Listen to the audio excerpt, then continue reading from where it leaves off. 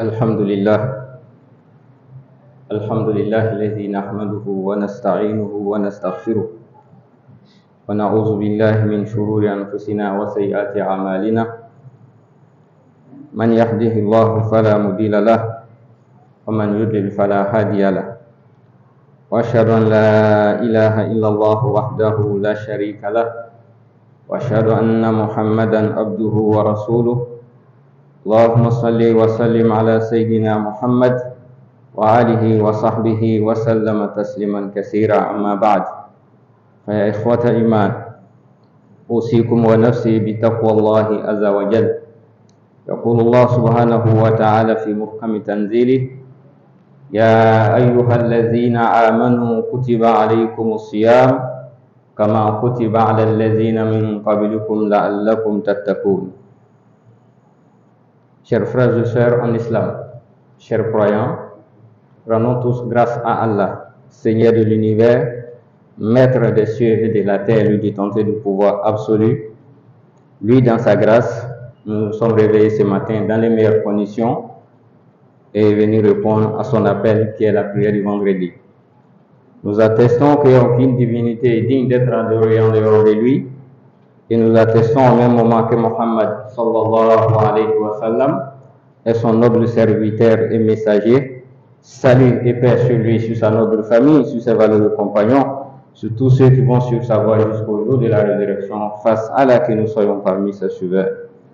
Je vous exhorte ainsi que moi-même à la crainte révérentielle d'Allah. Craignons Allah à chaque instant et à tout moment. Depuis quelques vendredis, nos imams ont lancé une série de sermons. Comment aborder le mois de Ramadan dans les meilleures conditions. Le vendredi passé, Dr Arna Konaté, Jazallahu Khairan, nous a entretenu sur les piliers et les conditions du jeûne, à savoir qui doit jeûner. Il a cité, c'est le musulman qui doit jeûner, qui atteint l'âge de la puberté, qui n'est pas malade, qui remplit les différentes conditions. Et ensuite, le jeûne consiste à faire quoi? Quand on dit jeûner, qu'est-ce que c'est? Et qu'on appelle les conditions du jeûne, à savoir, c'est-à-dire observer le jeûne avant la prière du Fajr, jusqu'au coucher du soleil, vous pouvez faire comprendre jusqu'à la prière du Maghrib, azan de Maghrib. On va s'abstenir de ne rien manger, rien boire, et ensuite, l'intention nourrie avant l'abstinence et le temps, la durée du jeûne qui sont des conditions et en ajoutant l'observation du croissant lunaire qu'on annonce que la lune a été vue, qui sont les conditions du jeûne. À partir des conditions du jeûne, nous sommes déjà, imaginons, nous sommes déjà dans le premier jour du mois de Ramadan, où demain sera le premier. Inch'Allah, aujourd'hui, nous sommes déjà au 27 Sha'ban. Le mois qui se précède le mois de Ramadan, demain c'est le 28, dimanche sera le 29. Donc, fort probable, on peut commencer lundi ou soit sur mardi. À partir des conditions et les piliers du jeûne, le prophète alayhi salatu wassalam recommandait des actes qu'on n'appelle pas les actes obligatoires, ça ne fait pas partie des piliers, mais ça fait partie de la sunna du prophète alayhi salatu wassalam, communément appelé la tradition des messagers alayhi salatu wassalam.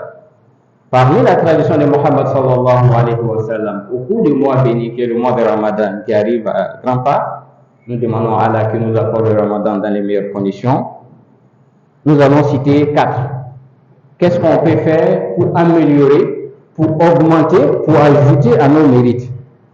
Parce que quand on parle de la sunna, celui qui fait la sunna va gagner plus que celui qui a négligé la sunna. À savoir, la première sunna que nous devons observer pendant le mois de Ramadan, d'ailleurs même qu'on a l'habitude de faire, sensibiliser toujours, ta'jil al-fitr. C'est de rompre le jeûne rapidement. C'est-à-dire rompre le jeûne rapidement. Cela signifie quoi? Cela ne veut pas dire rompre le jeûne rapidement à partir de 17h que l'imam Sila a recommandé que nous devons rompre le jeûne rapidement. Non. Nous avons dit tout à l'heure, les conditions même de la validité du jeûne, c'est d'observer le jeûne avant la prière de Fajr, jusqu'au coucher du soleil, jusqu'à Azan de Maghrib. Mais une fois qu'on fait Azan de Maghrib, vous êtes appelé à rompre le jeûne, ne dites pas, bon, moi je n'ai pas faim, je peux continuer. Non. Le jeûne musulman, c'est limite au sommet du soleil ou soit avant de Maghrib. Donc, c'est ce qui signifie aller rapidement à la rupture. La deuxième sunna du jeûne, vous faites de rompre le jeûne à partir des dates. Si vous voyez que rompre le jeûne à partir des dates, avec des dates, ça vous gêne, vous pouvez prendre un gobelet d'eau. Ça fait partie de la sunna du prophète sallam. Et si vous voyez l'un des deux, ni des dates des tamaros, ou soit un gobelet d'eau, sera difficile pour vous si vous pouvez rompre le jeûne avec votre café, ou soit avec votre Lipton, tout c'est considéré aussi comme de l'eau, évidemment, ou soit avec autre chose qu'on peut rompre le jeûne avec, mais en suivant la sunna du prophète Muhammad sallallahu alayhi wa sallam. Troisième, ad-du'a inda al-iftar. Qu'est-ce qu'on peut faire pendant le mois de Ramadan pour avoir plus de mérite? Nous cherchons plus de mérite. Nous voulons avoir plus de place dans le paradis. Et le prophète alayhi salatu wa sallam, c'est les doigts ou soit bénédiction au cours pendant la rupture. Quand on finit de rompre le jeûne net, doit qu'on a l'habitude de faire Allahumma laka sumna wa ala rizqa aftarna fataqabbal minna innaka antas samiul alim. Il y en a tellement, mais doigts qui est facile pour vous, limitez-vous à partir de ces doigts, même si c'est en langue, même si ce n'est pas en arabe. Et enfin, quatrième recommandation qui est la sunna du prophète sallallahu alayhi wa sallam, as-sahur. As-sahur, qu'est-ce que c'est? C'est le repas de fin de nuit.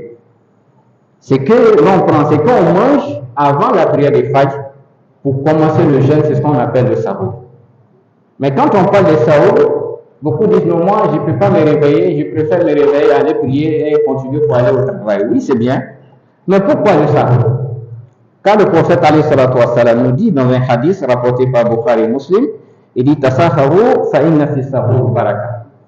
Il dit repas de nuit, quand on vous sensibilise à chaque fois de respecter, il dit prenez votre repas de fin de nuit qui est sahur, car dans le sahur il y a la baraka.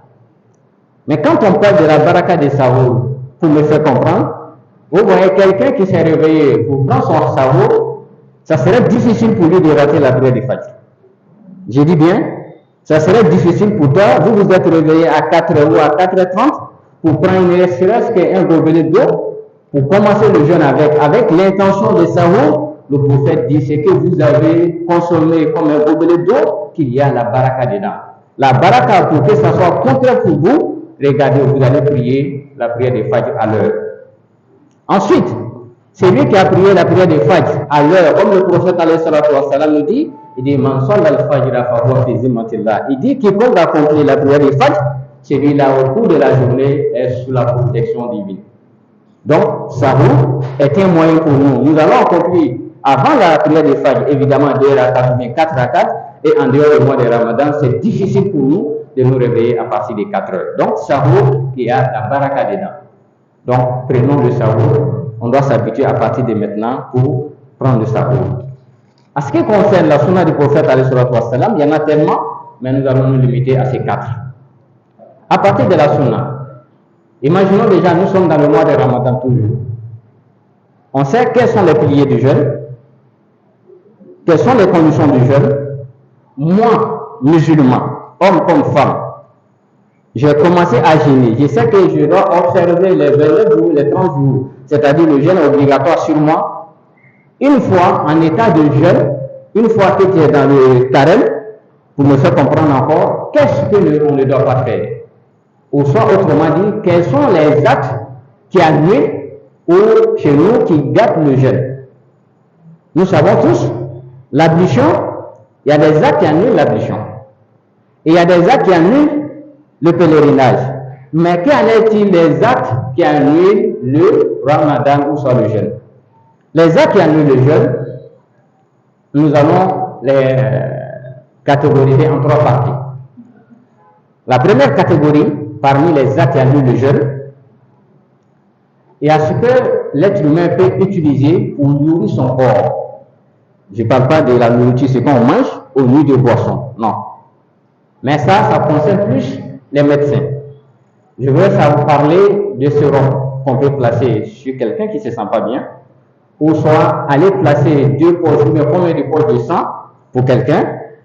Donc, ces éléments qui vont nourrir le corps, on dira le jeûneur ne doit pas poser ça s'il n'y a pas de besoin nécessaire. Si la personne est malade, on te demande de placer des sérums ou soit de placer des poches de sang. Car l'imam l'a dit dans le vendredi passé, ceux qui ne doivent pas gêner et ils vont rembourser après, le malade fait partie. Donc, tout élément qui peut nourrir le corps en dehors que ça soit par la bouche, donc ce sont des actes, des choses qui annulent le jeûne. Deuxième élément qui va annuler le jeûne, excusez-moi de thème toujours, c'est le rapport intime. Ce n'est pas de la nourriture. Monsieur et madame, au cours de la journée, c'est-à-dire à partir de la prière des Fajr jusqu'à l'azan de Maghrib, s'il y a un rapport intime entre les deux, on dira que votre jeûne est annulé et gâté. Mais par contre, celui dans son sommeil, jeune garçon comme jeune fille, dans son sommeil, il a fait des rêves érotiques au cours de la journée du mois de Ramadan. Évidemment, s'il est marié ou n'est pas marié, et au réveil, il a vu des traces sur lui, le jeûne n'est pas gâté. Ça, c'est dans le sommeil.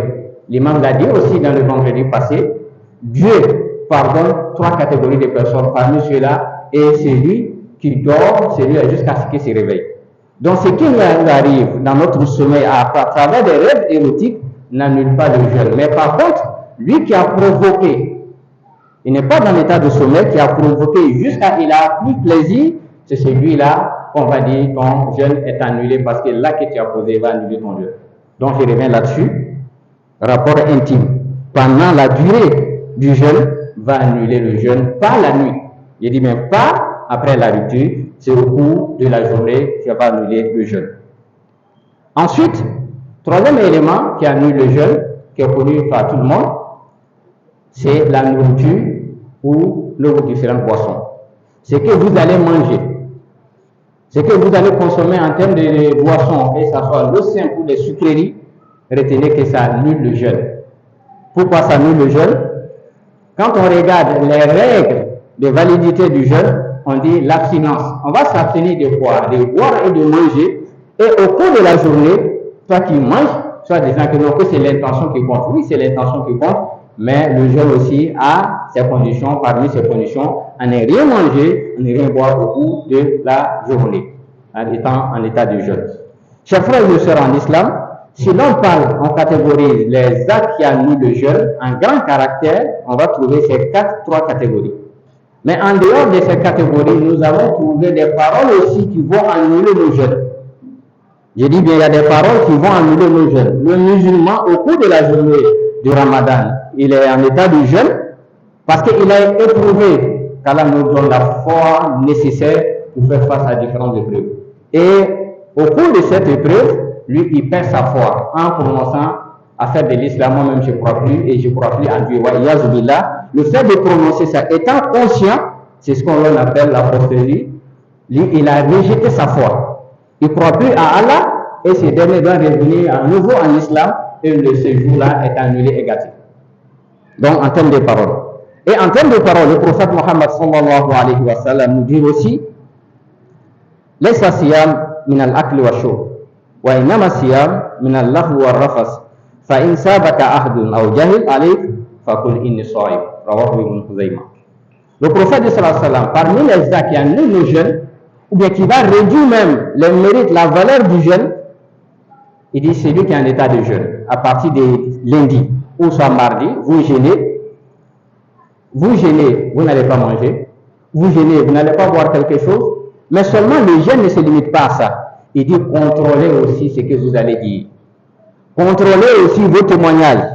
Il dit c'est lui qui pense que le jeûne se limite seulement à la nourriture ou aux boissons, celui-là vraiment n'a rien compris. Car l'objectif du jeûne, c'est d'atteindre la piété.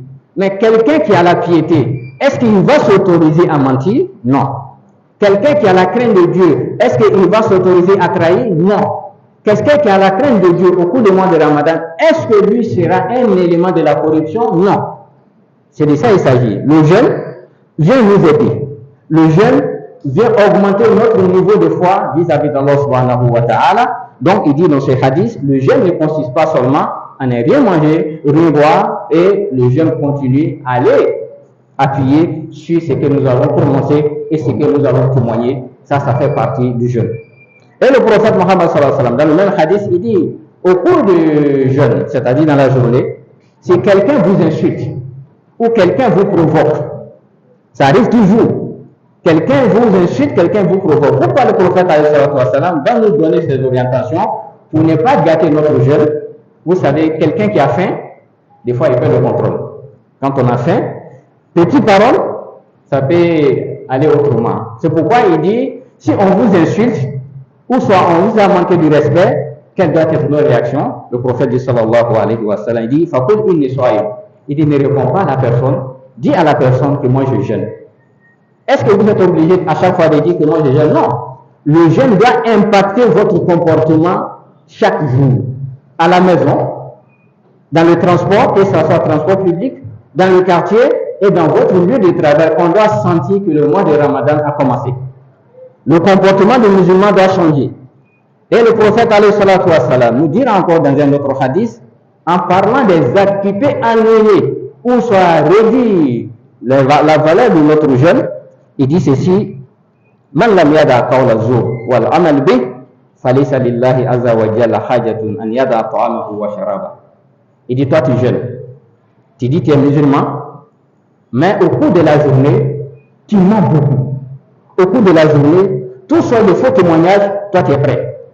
Et des fois, il y a d'autres qui sont plus intelligents. Il va mettre des mécanismes, au cours du mois de Ramadan, il va gagner de l'argent. Mais lui, il dit, non, moi-même, je ne pose pas l'acte. J'ai des travailleurs qui travaillent pour moi, c'est ceux-là qui m'apportent de l'argent. Oui, ils apportent de l'argent à qui? Ce système-là qui a mis ça en place, c'est pas vous. Donc vous êtes toujours considéré comme vous êtes en train de trahir la confiance. Vous allez voir les mérites de vos jeunes aller zéro. Donc le prophète alayhi salatu wa salam, il fait cette mise en garde pour dire, le croyant musulman, quand il gêne, sa bouche doit gêner, deux yeux doivent gêner, les deux oreilles doivent gêner, tes membres aussi doivent gêner. Jeûne des yeux, il ne faut pas regarder ce que Allah a interdit. Tes oreilles, il ne faut pas écouter ce que Allah a interdit. Ta bouche, il ne faut pas dire ce que Allah n'aime pas. C'est de ça qu'il s'agit. Et une fois respecté cela, nous allons avoir les mérites que Allah a réservés pour les jeûneurs. Car Allah lui-même dit, le jeûneur, les mérites du jeûneur, c'est lui, Allah même, qui va les noter. Les anges n'ont rien à voir dedans. Mais si les anges n'ont rien à voir, il s'agit de vos blocs, qu'est-ce que vous allez faire? On doit redoubler d'efforts. On doit redoubler d'efforts, nous abstenir à toutes choses qui peut nuire à notre jeûne ou soit à la valeur de notre jeûne, car elle nous donne la bonne compréhension. Et pour celui qui est malade, si la question peut être posée, quelqu'un qui est malade, il sait qu'il y a un début de palu, est-ce qu'il peut aller à l'hôpital pour aller s'examiner? Oui. Taux de sang qu'on va prélever ne va pas annuler le jeûne, car le taux n'est pas trop élevé. Mais une fois que le taux de sang qu'on va prélever sur le patient, ou soit vous avez un autre parent qui est dans le besoin, il faut avoir du sang pour le malade, celui-là, vous n'avez pas le choix. Il s'agit de sauver une vie. Donc l'islam regarde tous ces contraires, mais allez volontairement, il n'y a pas le besoin qui s'est fait sentir. Toi tu dis non, moi je vais être don de sang pendant la journée du mois de Ramadan, ce qui n'est pas recommandé. Et pour terminer, l'imam l'a dit dans le sermon passé, ceux qui ne peuvent pas gêner, c'est-à-dire qui ont un troisième âge, ou soit par travers le poids de l'âge, ou soit ils sont malades d'une maladie qu'on ne peut pas soigner, cela doit donner quoi? La fondation Waqf, la fondation Zakat et Waqf, qui est dirigée par le COSIM, et les savants musulmans, les ulémas, quand on dit les ulémas, ça veut dire les sachants, si je peux me permettre en termes académiques, je vais dire les professeurs dans le domaine de la théologie se sont prononcés. Qu'est-ce qu'on donne en compensation pour celui qui ne peut pas gêner? Car la question nous revient à chaque fois. Donc, décidé cette année par la Fondation Zakat, c'est 1 kilo. 1 kilo de riz que vous donnez en compensation du jour que vous ne pouvez plus gêner, soit par faute de maladie ou soit poids de l'âge. Donc, 1 kilo suffit pour nourrir, compenser le jour. Et ensuite, on peut poser la question, est-ce qu'en lieu et place de riz, est-ce qu'on peut donner de l'argent? Oui, les savants aussi sont partis, et il y a la vie aussi qui sont partis sur cet avis-là, que vous pouvez donner en lieu et place de kilos de riz, vous pouvez donner l'argent. Mais à condition, vous mangez le riz de la meilleure qualité, Vous n'allez pas donner l'argent de rue aussi qui a une qualité inférieure, c'est-à-dire une qualité qui n'atteint pas 600 francs ou bien 500 francs. Si vous voulez adorer Allah, donnez à Dieu ce que vous voulez pour vous-même. En donnant ça, vous allez avoir des mérites comme il faut. Nous prions Allah subhanahu wa ta'ala. Nous sommes déjà le 27 Shaban, demain le 28, dimanche le 29. Tout le monde est appelé le 29 à regarder le croissant lunaire. N'attendons pas seulement le Kozim. Oui, le Kozim est l'instance suprême, mais c'est à travers vous que le Kozim va avoir les nouvelles pour pouvoir annoncer à toute la communauté que la lune a été vue ou soit nous allons compléter à 30 jours. Donc, tout le monde soit mobilisé le dimanche, Inch'Allah, pour aller regarder, comme on dit, la lune, pour que Allah subhanahu wa ta'ala nous accorde aussi le Ramadan dans les meilleures conditions. J'ai dit bien dimanche, c'est le 29. Si c'est pas, on n'a pas vu la lune, on part déjà au mardi, c'est-à-dire on va compléter lundi à 30 jours. C'est ce qui est la règle en islam. Il n'y a pas de 31 jours ni 28 jours. Le mois, c'est entre 29 et 30 jours. Qu'Allah nous donne la bonne compréhension et que nous puissions être sur le droit chemin. Wa quli qawli hadha wa astaghfirullah li wa lakum min kulli dhanbin fastaghfiruhu innahu huwal ghafurur rahim.